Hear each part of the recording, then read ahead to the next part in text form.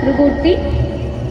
কালী পুজো উপলক্ষে আজ আমার প্রথম নিবেদন কবি কার্তিক ঘোষের লেখা তুমিও বলবে।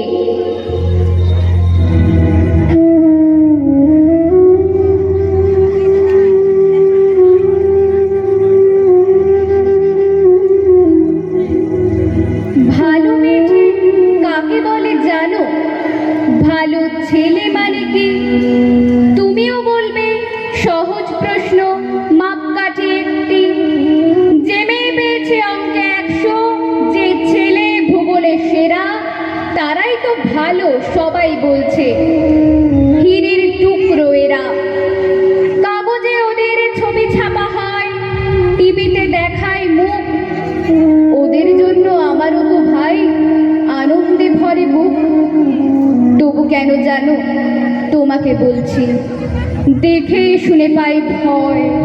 শুধু এত এত নাম্বার পেলে ভালো ছেলে মেয়ে হয়? আচ্ছা ধরো না, যে মেয়ে পেয়েছে অঙ্কে অনেক কম, তার গান শুনে মুগ্ধ সবাই, হাততালি হরদম। ওই যে ছেলেটা পাশ করে গেছে এবারেও টেনে টুনে, বলতে কি ভাই আমরা অবাক ওর আবৃত্তি শুনে। নাটকে ওর নেশা আছে খুব, পরের বিপদে ছোটে। পাড়ার তিন্নি বাংলায় নাকি 30 পেয়েছে মোটে। কিন্তু মেয়েটা খেলাধুলোতে 10খানা গায় নামি। সত্যি বলো তো, তুমিও বলবে ওরা নয় কেউ দামি?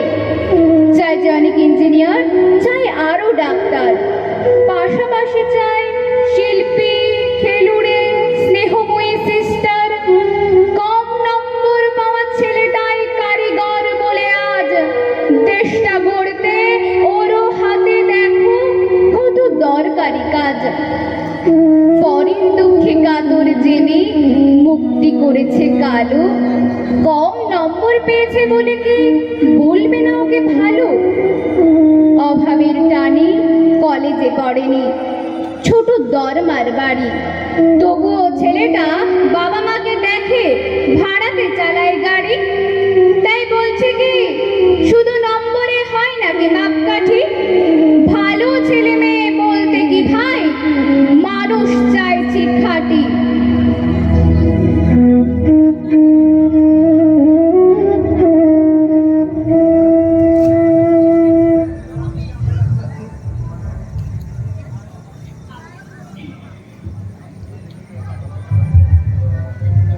শ্রী শ্রী ঠাকুর রামকৃষ্ণ দেবের চরণে প্রণাম জানিয়ে আমার দ্বিতীয় নিবেদন কবি সুবোধ সরকারের লেখা বেলুড়।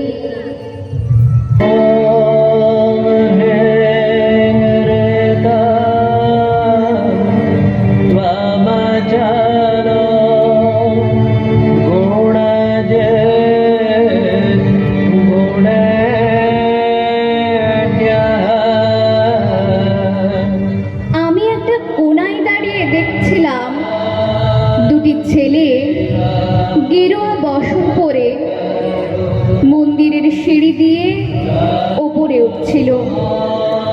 এত মন দিয়ে আমি কাউকে সিঁড়ি স্নেহ করতে দেখিনি, এত ভালোবাসা দিয়ে আমি কাউকে সিঁড়ি থেকে ধুলো তুলতে দেখিনি। সিঁড়ি না, যেন জননীর ত্বক থেকে ধুলো তুলছিল। এভাবে সিঁড়ি থেকে ধুলো মুছতে আমি কোথাও দেখিনি। স্থিতপ্রজ্ঞ মহারাজকে জিজ্ঞাসা করলাম, ছেলে দুটি কে? মহারাজ মৃদু হেসে বললেন, একজন নিউক্লিয়ার ফিজিসিস্ট, একজন IBM এর 6 লাখ টাকার চাকরি ছেড়ে এখানে এসেছে, সিঁড়ি ধুতে এসেছে। যে সিঁড়ি দিয়ে মানুষ ওপরে ওঠে তা যেন পরিষ্কার হয়। মহারাজ চলে গেছেন, সন্ধ্যা নেমে আসছে গঙ্গায়, আমার ভিতরেও নামছে সন্ধ্যা। সারা পৃথিবীতে এত সিঁড়ি, সিঁড়িতে সিঁড়িতে এত দাগ, এত ধুলো, এত অপমান। আরতি শুরুর আগে মনে হলো যে সিঁড়ি মুছতে পারে না সে কোনোদিন মানুষের চোখের জল মুছতে পারবে না।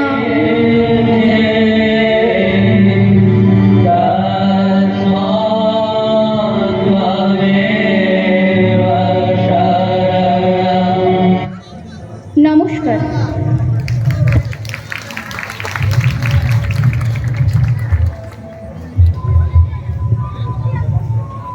অসংখ্য ধন্যবাদ পৃথা চক্রবর্তী ও মাননীয় সঞ্জয় লায়েক মহাশয়কে।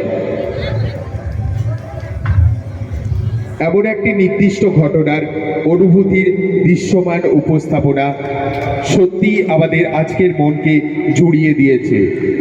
অসংখ্য ধন্যবাদ পৃথা চক্রবর্তী ও মাননীয় শিক্ষক সঞ্জয় লায়েক মহাশয়কে আমাদের এই সুন্দর মুহূর্তকে উপহার দেবার জন্য।